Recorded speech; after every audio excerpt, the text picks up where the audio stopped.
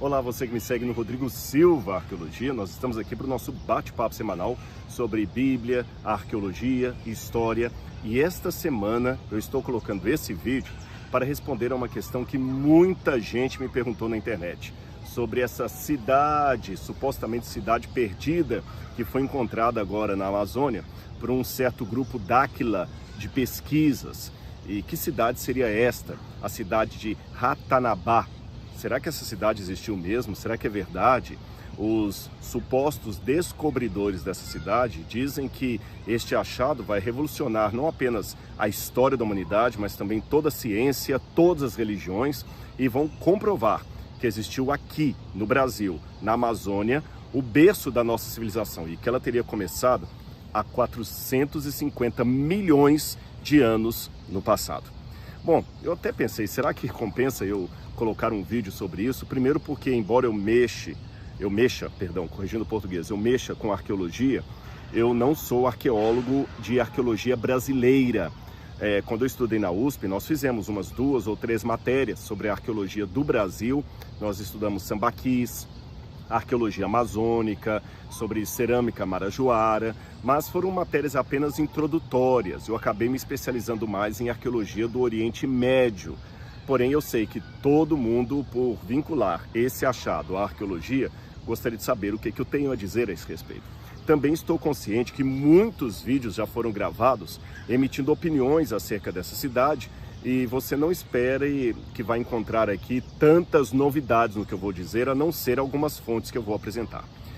De princípio, eu posso dizer que esse achado, ele pode ser verdadeiro, mas não é como este sensacionalismo, essa boataria internetica estão colocando, tá bem? Vou explicar para você. A primeira coisa que me registra uma grande suspeita desse anúncio são as pessoas que estão por detrás dele. Calma, não é que um argumento ad hominem de preconceito, porque foi A que falou e não B. Não se trata disso, mas que muitas pessoas têm às vezes uma pauta, às vezes eles têm uma agenda que querem enfiar goela abaixo a todo custo, e uma questão é você querer descobrir a verdade.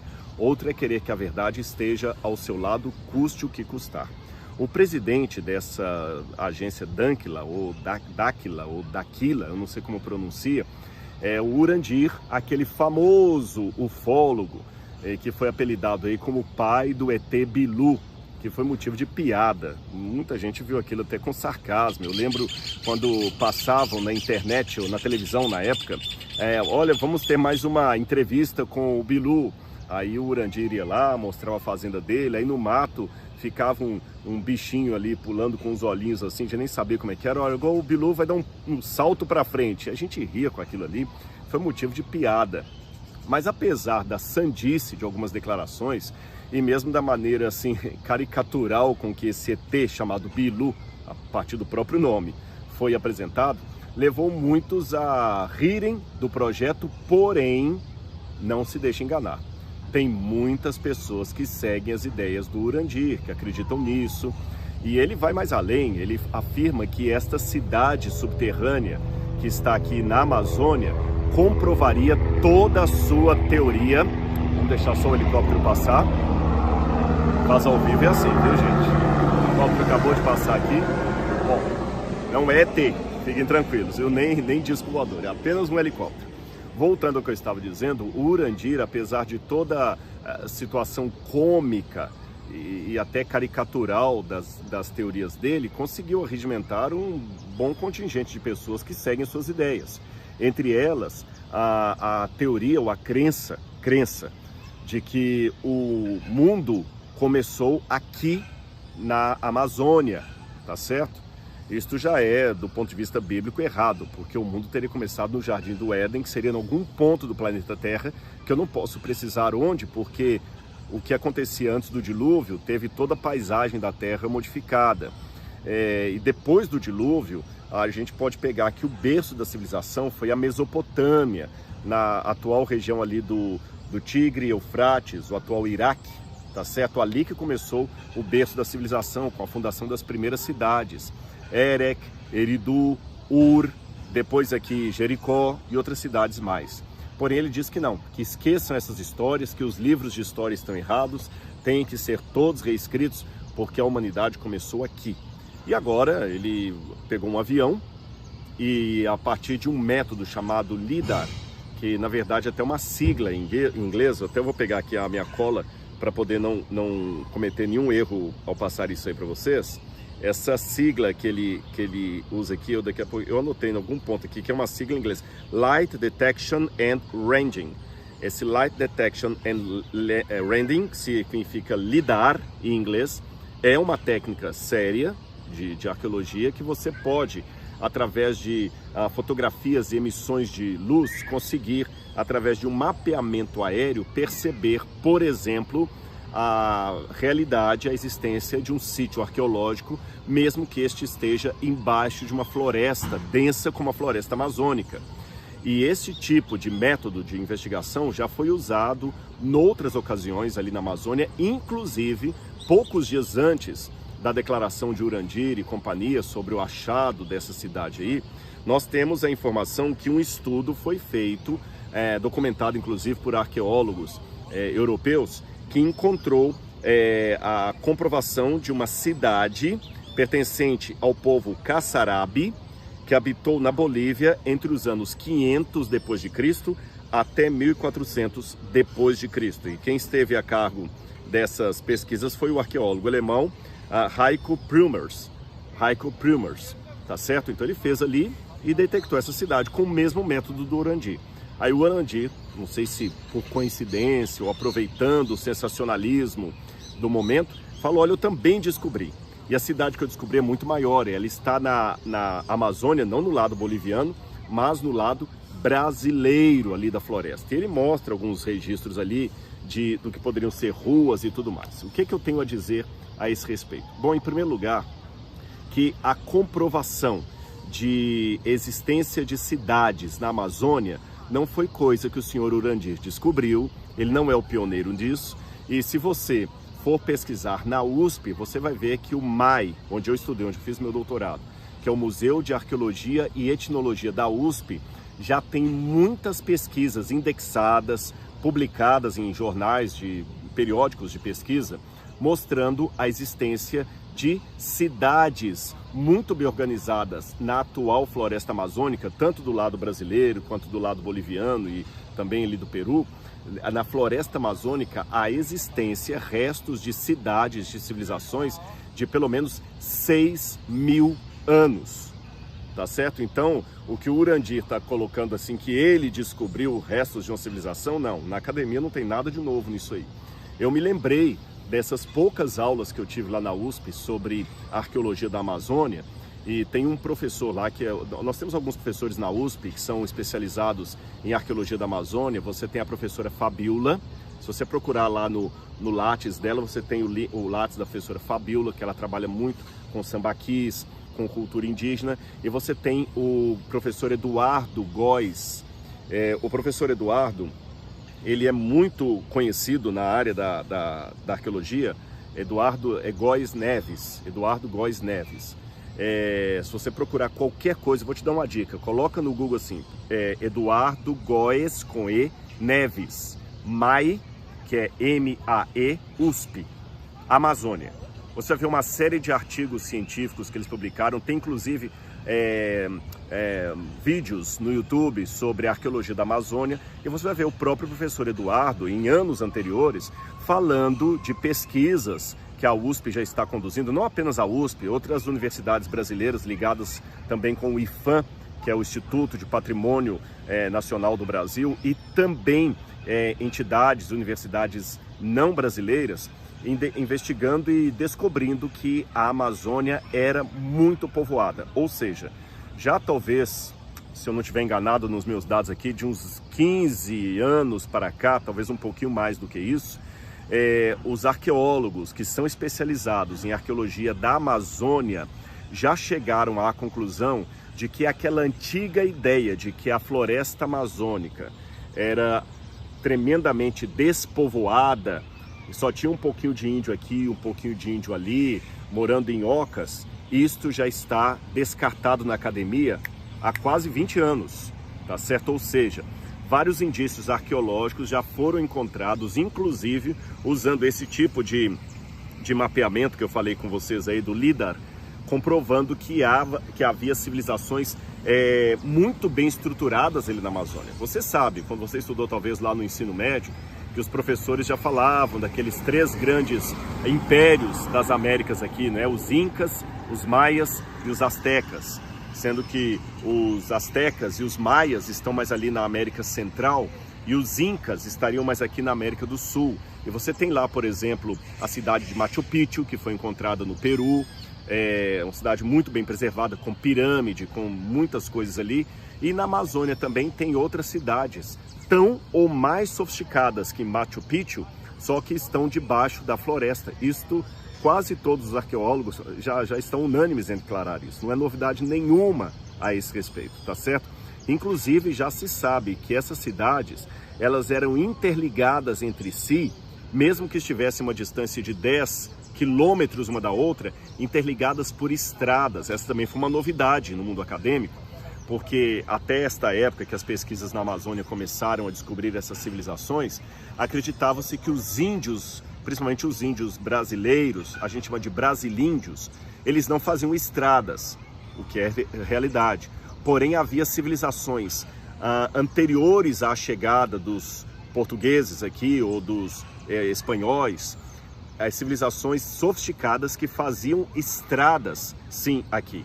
Na verdade, até no século XIX, nós já temos cartas de pioneiros, batedores, desbravadores, bandeirantes, que localizavam ruínas dessas cidades antigas, tá bom? Inclusive existe um caso de um explorador europeu que foi em busca de uma dessas cidades. Ele era meio místico também, ele se dizia descendente dos fundadores de uma dessas civilizações, e ele acabou sendo morto. Ele foi para o Rio de Janeiro, depois ele foi morto, e até a suspeita que quem o matou foi justamente o guia que o acompanhava lá na floresta, aquele homem que conhecia da floresta e que prometeu levá-lo a essa cidade ali. Então tudo isso é verdade, tá bom? Não há nada de novidade nesse suposto achado do senhor Urandi e do pessoal aí do instituto dele. Essas cidades, como eu falei, se você procurar no site do MAI, da USP, você vai encontrar vários artigos, tese de mestrado, tese de doutorado, de alunas orientandas do professor Eduardo, mostrando a existência de civilizações ali muito bem sofisticadas na Amazônia. Muita coisa ainda está por descobrir, isso é verdade. Por quê? A falta de recursos financeiros, recursos públicos para escavação.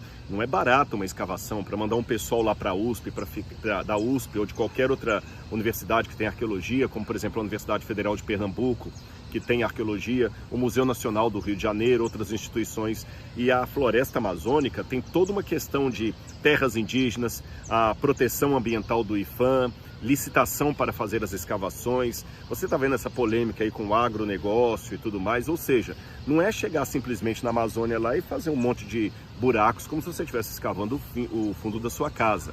É delicado, é demorado, envolve recursos, autorizações. Por isso que muitas dessas pesquisas ainda estão na sua fase preliminar, como aliás é em várias outras áreas de pesquisa arqueológica, tá bem?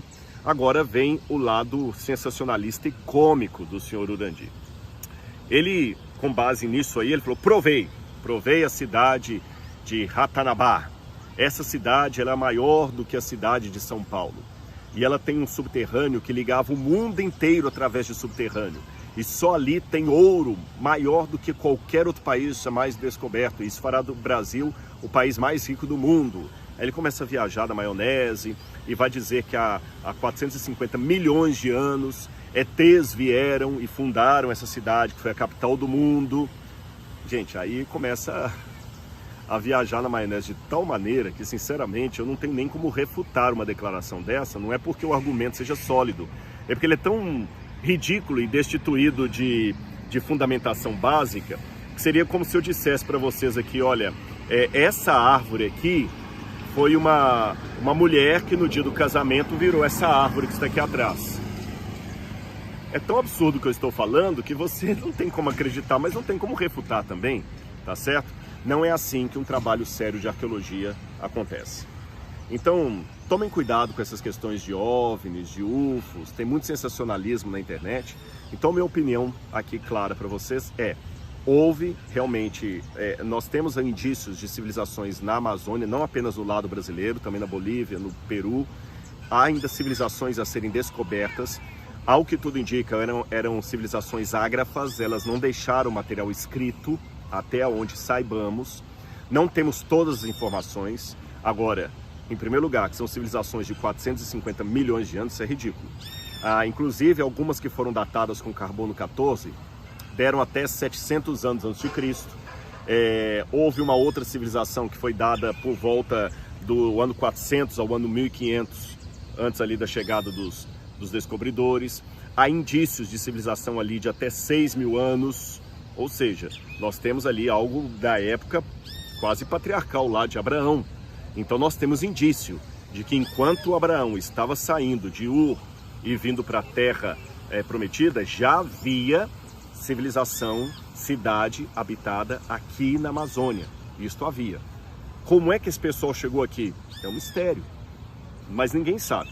Nem mesmo, seja o arqueólogo que acredita na Bíblia, que não acredita na Bíblia, que acredita em Deus, que não acredita em Deus. Fala-se muito da teoria do Estreito de Bering, que eles vieram ali pelo Estreito de Bering.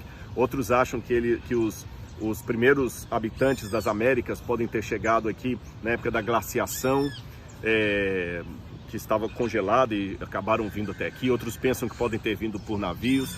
Nós não temos a resposta. E antes que você fique assustado, mas não temos resposta. Nós não precisamos, nós que cremos na Bíblia, ter resposta para tudo. Há mistérios. E esses mistérios não vão contra a Bíblia Sagrada.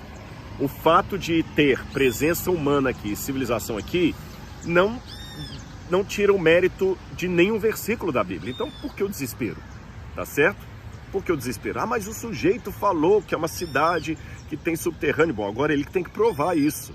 E não tem absolutamente prova nenhuma disso. Eu não conheço um arqueólogo sério que vai falar que aquela cidade tem 450 milhões de anos. Nem criacionistas, nem evolucionistas, sabe? Esse site também, eu dei uma olhada lá, eles são ligados ao terraplanismo, embora ele troque a palavra terra plana por terra côncava, sabe? E até o terraplanismo mesmo não é perfeitamente o que ele defende. Que ele coloca um centro, um universo heliocêntrico. É meio confuso o negócio do senhor Urandir ali, sabe? Tão confuso como a figura do Bilu, que ele apresentou certa vez como comprovação do que ele acreditava. Não tenho nada contra a pessoa dele, não o conheço, mas vocês me perguntaram, está aqui a minha opinião. É sandice o que está sendo dito por aí, tá certo?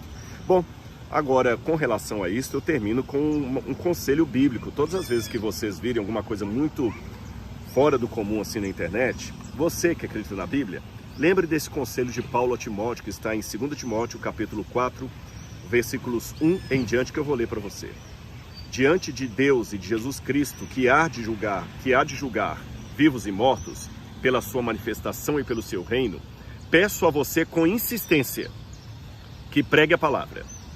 Insista, quer seja oportuno, quer não.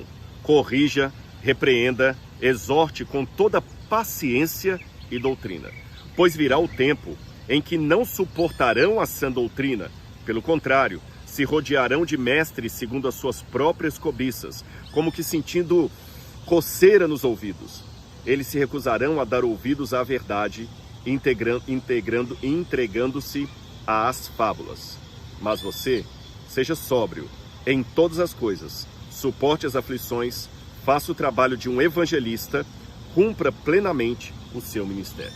E nós estamos vivendo um tempo deste, onde pessoas estão se cercando de fábulas e abandonando a história sagrada, que não é uma fábula.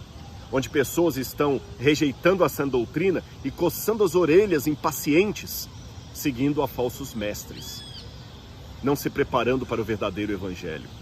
Nós devemos nos basear na palavra de Deus, não ficar cercados de falsos mestres. E me chama a atenção que Paulo pede a Timóteo que ele seja sóbrio em todas as coisas.